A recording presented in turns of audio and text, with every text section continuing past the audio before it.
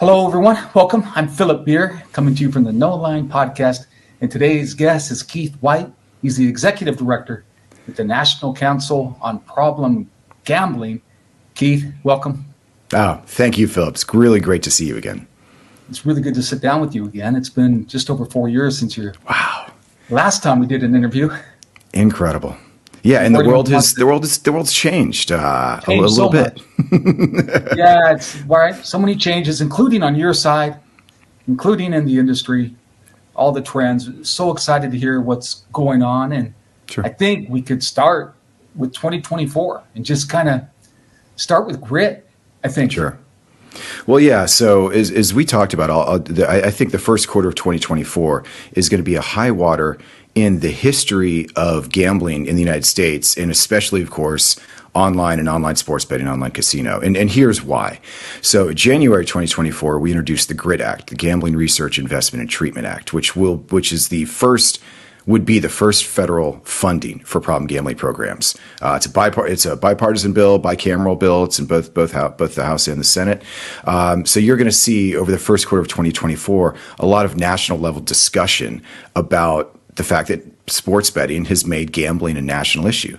But then grit goes into the Super Bowl.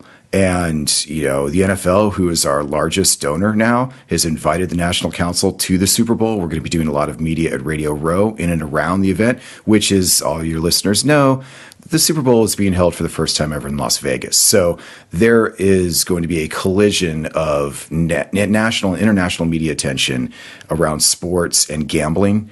And a lot of stories, and frankly, probably some critical stories out there. Super Bowl then goes right into March, which is not just March Madness, the second largest, by some accounts, gambling sports tournament in the world. But it's also March is our Problem Gambling Awareness Month. And so there's going to be a lot more awareness and energy and attention as you get towards the end of March and into, March into the final four. We're going to release the third wave of our national survey on gambling attitudes and gambling experiences.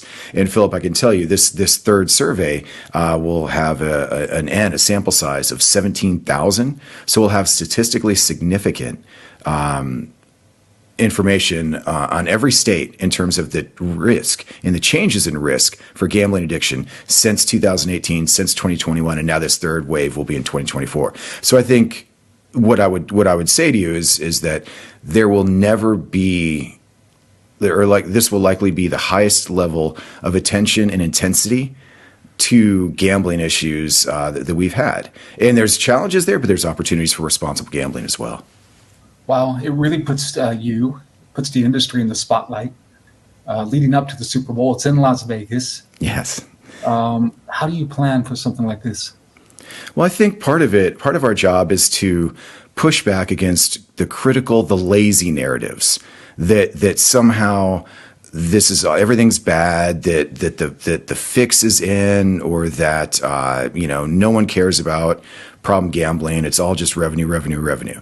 And maybe that was a trope for the old gambling industry, but the modern gambling industry, by and large, is very supportive of responsible gambling, is trying to balance cost and benefit. The leagues, especially NFL, but others, are trying to balance the cost and benefits. Las Vegas is trying to balance those things.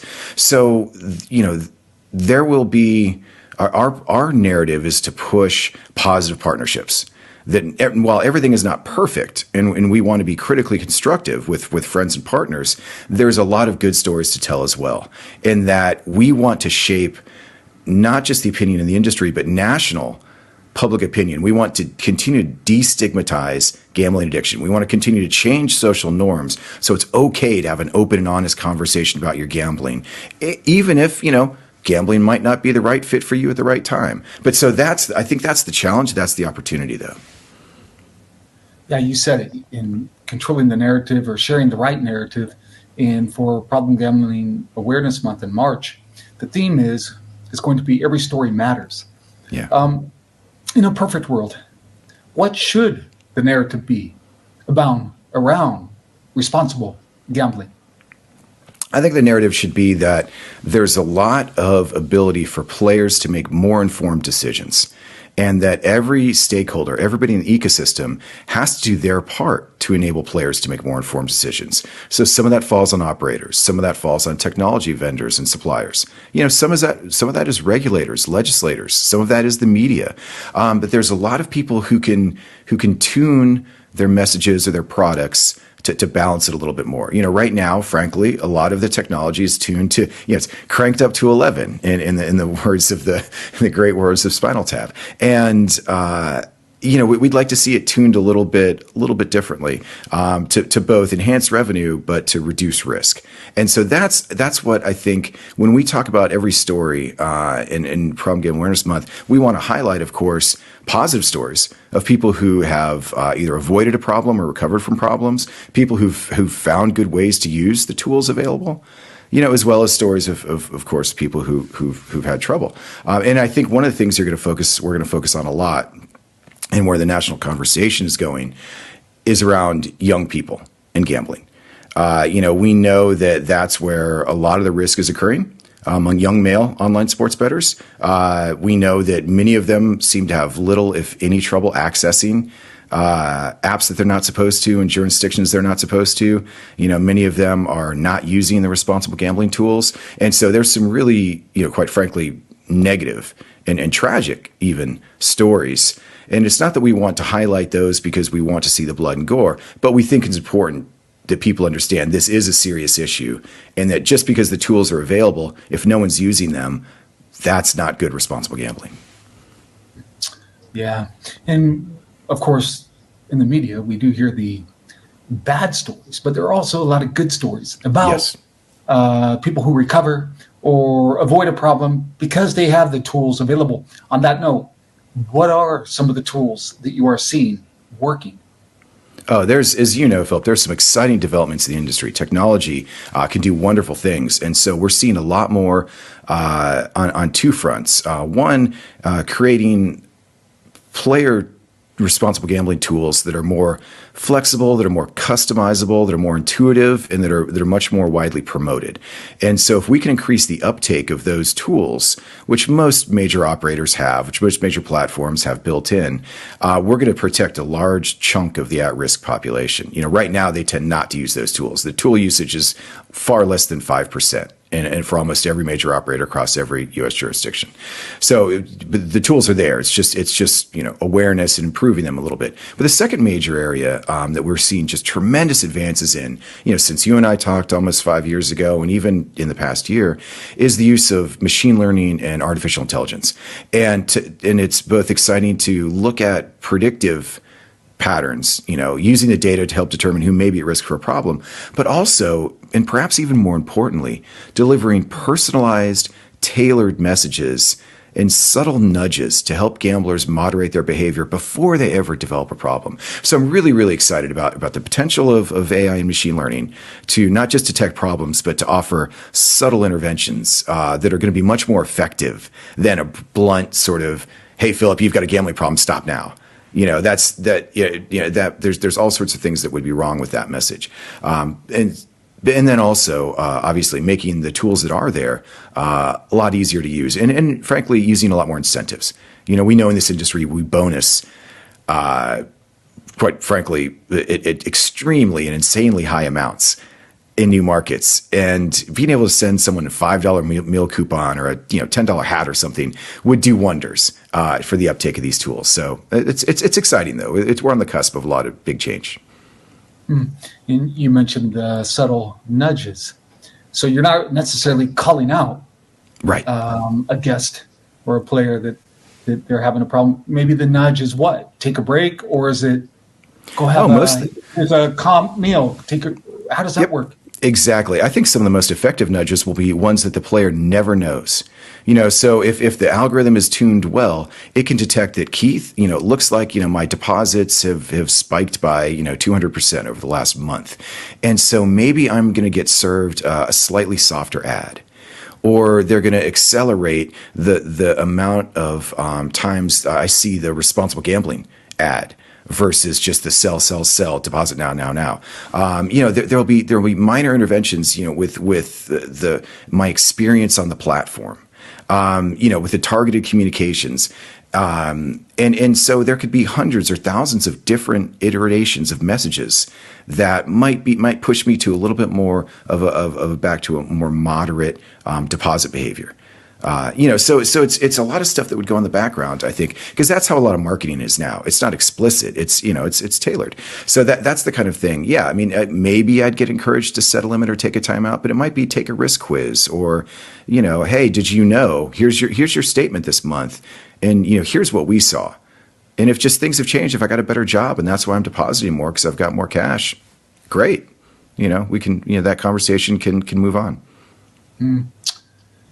Yeah. And in regard to, say, these nudges, there's a lot of criticism out there, like you mentioned, the critics, but there's also a lot of good.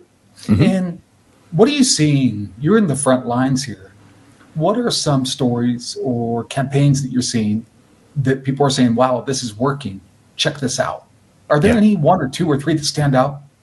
There's a couple. So in Massachusetts, there's a responsible gambling program called Play My Way, and it's on in casino slot machines, but it's a budget tool that allows players to set the amount of time and money they want to spend on the machines, and they do use an incentive. It's a meal voucher to go to the casino's food court. And we're seeing one major operator, I can't tell you who it is yet, in the online sports betting space, who is going to start using merchandise to incentivize their customers to sign up for the limits that they have. Because like all the other operators, they've got a very, very low rate of limit setting. And so that's a really exciting campaign. There's also some really neat awareness campaigns coming out, Philip, that are using the same celebrities, spokespersons, buy and spend to deliver responsible gambling messages. The one I would highlight that I think many of your listeners are probably familiar with is the Caesars campaign that features the Manning brothers, the Manning family, really. And they are very, very relatable. They're very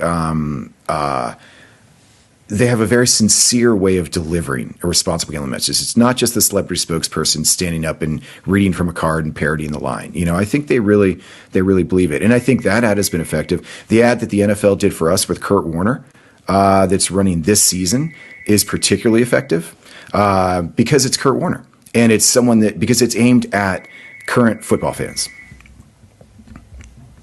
Have you seen some case studies of individuals surface through these campaigns?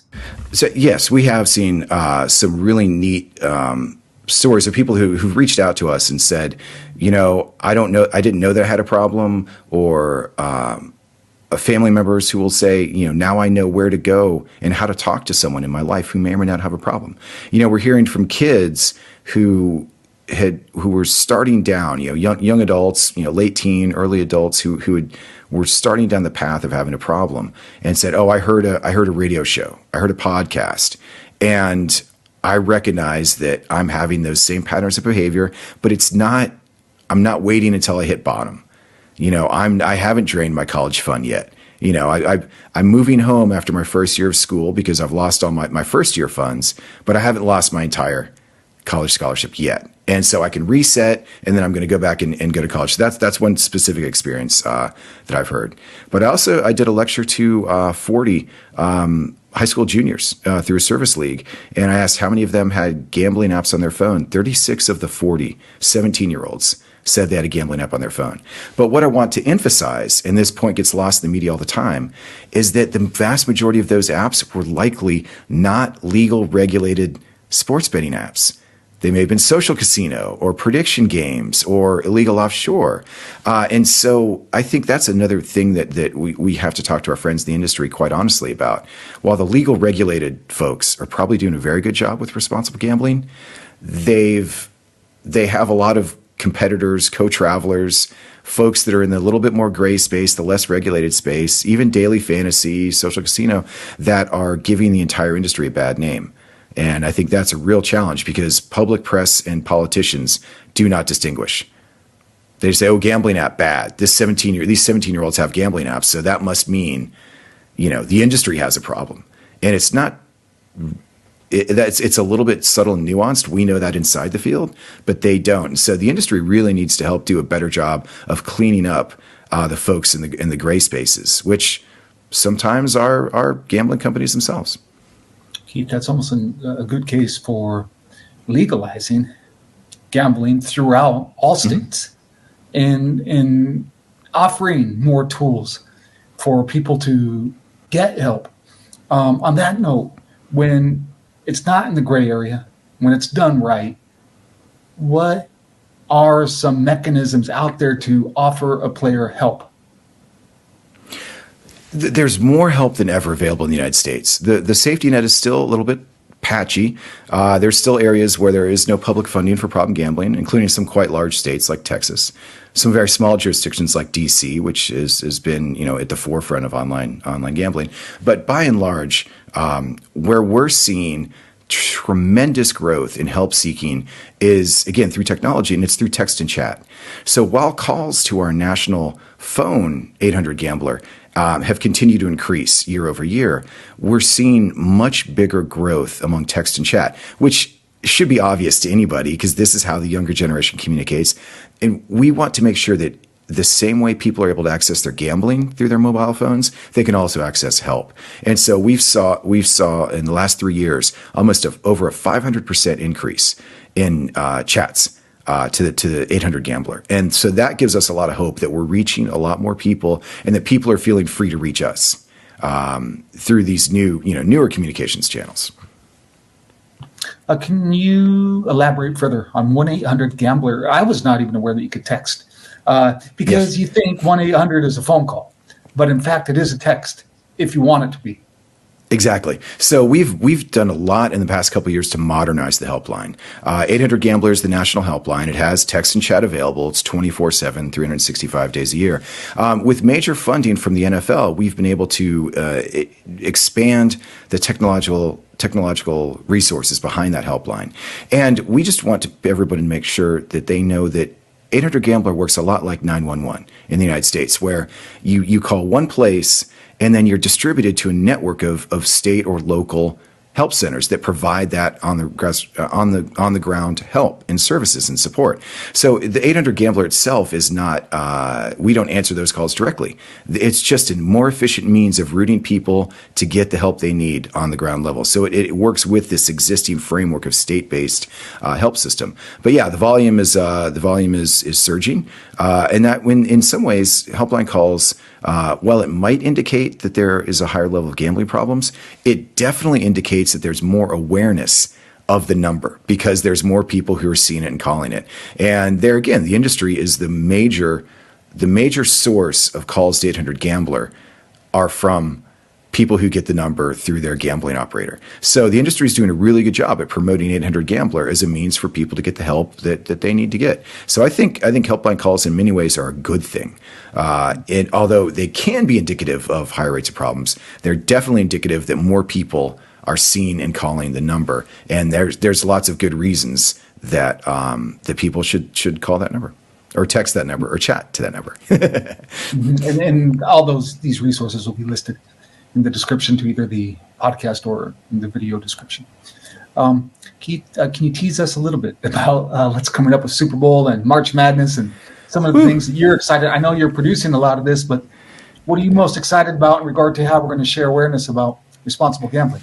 So we're super excited about the GRID Act. The GRID Act wouldn't just provide the first federal funding, but it would take half of the existing sports betting excise tax, and that would provide 10 years of funding to our federal health agencies to then go back to the states. And so the important point here, Philip, is that we've been fighting this issue of gambling addiction on a state-by-state basis. And some states are doing really well, most are in the middle, and some do nothing.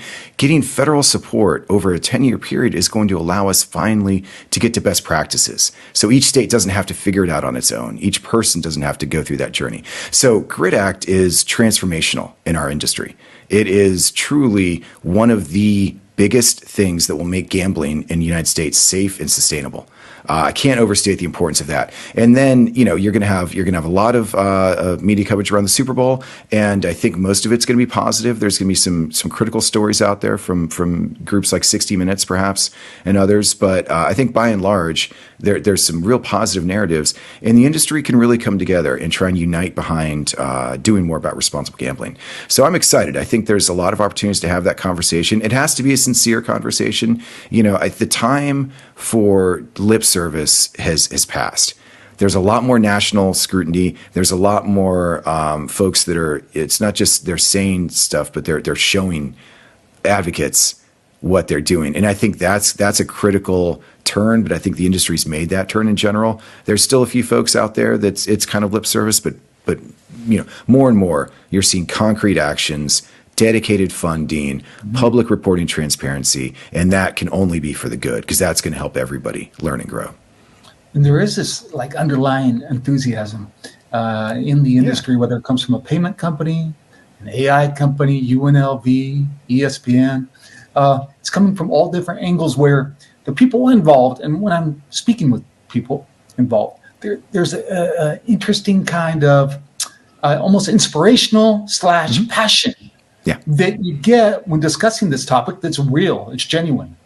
It is. It's palpable. I've been in the field now for more than 25 years, and I can feel it. I can see it. I feel in some ways we're reaping the results of decades of preparation, but the flywheel has shifted. The shark's been jumped. Whatever metaphor you want to use, I absolutely agree with you, Philip. There's more and more genuine enthusiasm, more and more people who are willing to think outside the box, investing in new solutions and technology. Not just standing pat and saying, well, this problem gambling is somebody else's problem. I think the industry has realized that it's everyone's problem if you want to grow and be sustainable. And I think everyone does. So yeah, there's a lot of things that are coming together. There's a lot of alignment right now that's better than I've seen in decades. And we're going to surf that. We're going to drive it. We're going to ride that wave too. And we're hopefully contributing to some of this positive discussion and discourse because we don't want to stigmatize. Just as we don't want problem gamblers to be stigmatized, we don't want to stigmatize operators and vendors either. They're part of the ecosystem, and they're part of the solution. And that's something that a message that I think it's easy. It's easy for critics to kind of poke holes at that, but I think that's what the vast majority of the industry is aligned behind. And I think we're going to hear even more during Problem Gambling Awareness Month in March. And again, this theme is every story matters. It's so much about narrative. And how did you come up with that theme? Every story matters. Why that theme? We've not always done a good job of not just destigmatizing this issue, but humanizing the issue. And so I think as we think about our storytelling, being able to capture the essence of what good responsible gambling is, what good recovery is, how treatment works in someone's own words is much more important than a 50-page white paper report or congressional testimony. So there's a lot more of those stories. We're hearing from a lot more people who are engaging with gambling now in a way that they haven't in the past, because it used to be just a localized kind of state-by-state issue. Now that it's national broadcast, everyone it has a little bit more interest in, I think, sharing their stories, because they now realize it's truly an issue that is shared across the country. It's not just confined to Atlantic City or Las Vegas or Biloxi. It really touches everyone now, and so it's a great opportunity to remind people that, much like alcohol, most people consume it, for entertainment purposes. There's no harm done. There are some people that can have problems. We need to work on those problems, but there's a lot of enjoyment with the recreational use, and that's a good thing. Mm-hmm. No doubt about it. Okay, so Problem Gambling Awareness Month is March. In say you're a vendor, okay. Mm-hmm. A lot of companies want to do something, they just don't know where to start. They don't, yeah. So what would you recommend to a medium-sized company, a vendor? They service the industry, and they want to do something. What do you tell them? Reach out to us, reach out to me directly, reach out to our state affiliate chapters, reach out to peers in the industry. So there's a lot of ways, but there is no one path. We believe very much, just like treatment, there's a lot of different ways into a problem. There's a lot of different ways out of it. There's a lot of different ways to participate in Problem Gambling Awareness Month. The sky is the limit. We encourage innovation and creativity. Yes, we have a theme that you're welcome to use, but you're welcome to go beyond it. So what some of the most successful opportunities I've had over the past couple decades with companies, or when I can sit down, when a senior executive says, "Hey, we want to bring the team together and brainstorm about new things to do for Problem Gambling Awareness Month," and your marketing folks and your HR, your operations, and put the same level of attention, focus, energy, resources into this as you might a new product launch, or bring everyone together and make it a day of charity. Get everyone together and say, "Hey, can you volunteer a little bit of your time?" Because my experience, Philip, has been not that people in the vendor community and the medium-sized community are bad. It's just that most of their employees have never been asked to think about responsible gambling because it's never been a company priority. It may be a one-off here or there. They might go to a conference and say, "That's interesting." But the CEO, management has never sat down and said, "Let's just take an hour. What are 10 things, come up, brainstorm it, whiteboard it. What are 10 ideas that we could do this month in March that would be fun or that, someone else did that we can improve on?" It's taking all the talent that we have in this industry, all the creativity, all the innovation, and harnessing it, for an hour, for a day, or, something that you can do for the whole month. That's when Problem Gambling Awareness Month will really, really flourish. And we're excited to work with folks. We can do it in partnership. They can do it on their own. We're happy to advise, assist. There's no wrong ideas in a campaign like this, and we're excited to see all sorts of interesting things that folks come up with. So it's an open architecture opportunity. And to go even a further step here, a lot of times when there's a problem gambling going on, a friend knows, a family member knows. Yes. So for an individual watching or listening, what can they do to help their friend or help their family member? What's the best thing they can do? The best thing is to let that person know you're there to help them. We don't recommend you necessarily intervene. You can't push someone to get help before they're truly ready to get help. What you can do is educate yourself. So 30% roughly of the contacts to 800 Gambler are from family, friends, or loved ones of people with gambling problems. So so you too, anybody can call, text, or chat to 800 Gambler to learn about how to get resources to help someone who may have a problem. But often those resources are, we understand you may be struggling with something. We're here to help. We'd like to have that conversation. We've got some things for you, but you can't sort of browbeat someone into making that, into reaching out for help or making that character change. They're going to have to take that journey themselves, but you can be supportive and helpful along the way. The other thing that's important for a lot of the listeners is that people who work in the gambling industry may have higher rates of gambling problems, because they tend to be a lot more involved with gambling generally. They may believe that they know how the games work, or that they've got an edge, and that can encourage participation, past success. So, it's a good opportunity to sit back yourself and think about, there's a self-test on our site. You can go through that either at responsibleplay.org or at ncbgambling.org. Just, take that self-test every so often. It's probably a good thing for everyone in the industry to do that at least once a year, because so many people fall into this trap of, well, I was gambling recreationally when I was young. But now 20 years later, you may have had huge changes in your life. There's been huge changes in technology. You may not be prepared for the impact of in-play betting if you've been a traditional sports bettor all your life. So checking in on your behavior every so often is important. And if maybe your recall is not so great of how much you deposited 3 or 4 years ago versus how much you're depositing now, the industry now has a lot better tools, data visibility to help you. And I know major operators are now looking at monthly statements. So to help you make it easier to see how your play may have changed over time. And if it's heading in a direction that maybe is a little bit riskier, it's a good time for you to check in and just sort of think about moderating that behavior before it becomes a problem. And there's a survey that people can take. But yes. Sometimes people might have a problem, they just don't know it. And you live and breathe this topic. So what are some things that might be a reason why somebody should actually think maybe I do have a problem? How do I know? I think a lot of it comes down to, Philip, how and why you're gambling. If you're still gambling for recreation, if you're within your limits and budget, even if you're a heavy recreational gambler, your budget may be $10,000 a week. But if that's something affordable and sustainable, it's not causing problems in your other daily activities, that's probably something that's okay for you. So I guess I would say the signs are, if your attitude towards gambling has changed, if it's gone from being fun to being a grind, if you're gambling now to escape feelings of sadness, depression, or if you start to get sad and depressed when you're not gambling. Many of us in the field think about gambling 24/7, but I can walk away. I can take a vacation. I can go days, weeks, months without gambling. And if you find that that's hard, then that may be a sign to start thinking a little bit more about your behavior. So a lot of it depends on that relationship you have with gambling. Fun, exciting, recreational, moderate, those are all signs of a low risk gambling lifestyle.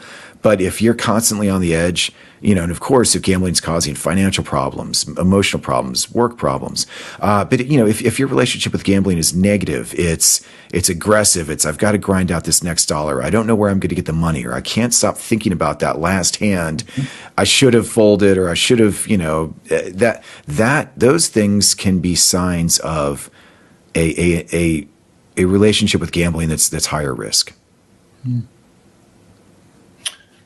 Keith, exciting next really 12 weeks coming up. Congratulations on Grit, 1-800-GAMBLER, also incredible resource. And now we have Problem Gambling Awareness Month coming up. Exciting. Any final thoughts before we say farewell? Well, I do think that we've reached an inflection point in the industry, and I believe we can continue to evolve gambling in the United States, online gambling, online sports betting, everything that's coming down the pike. We can evolve it into an increasingly safer and more sustainable path. There's a lot of good stuff on the horizon. Like you said, we're building on a lot of progress. There's palpable momentum. There's enthusiasm. There's real commitment. And I think if we can sustain that, we're in great shape. There's always a danger of complacency. There's a danger that investment's going to fall off, but I don't think that's going to happen. I'm pretty optimistic that we're really in a better place now than we've ever been, and we're poised to do even more. So I think we're in great shape, and I'm glad to be a little part of that. Yeah, there's a lot of reasons to be optimistic about this topic. Yes. So thank you so much. Thank you, Philip. Thank you. It's always great to see you. Yeah, good to see you. See you later.